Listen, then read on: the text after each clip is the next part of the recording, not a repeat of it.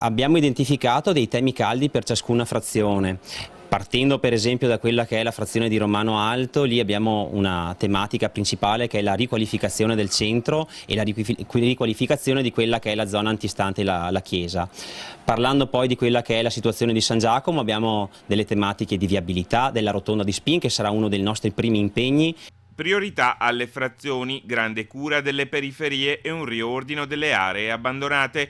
Impiegato di una multinazionale, 32 anni, Simone Bontorin ha le idee chiare ed è riuscito nell'impresa di mettere d'accordo tutte le opposizioni. Tra le frecce nel suo arco anche una per dare nuova vita a Sacro Cuore. Sacro Cuore, per ultima, è la frazione sulla quale abbiamo concentrato il nostro interesse, in quanto, essendo la più a sud del comune, ha anche la necessità di essere collegata alla frazione di Fellette e alle frazioni dei comuni circostanti. Nell'area Fratelli, il portacolori di Un Cuore in comune spiega di aver già fatto un grande lavoro di studio, ora è il tempo di passare ai fatti. Bisogna cercare di capire cosa il comune può fare realmente in quell'area e cosa può essere invece l'impegno richiesto ai privati. Ad oggi i privati interessati stanno ancora cercando di capire loro quale sarà l'evoluzione della situazione e i venditori abbiamo cercato di metterci in contatto con loro e anche con loro verranno effettuati quanto prima degli incontri.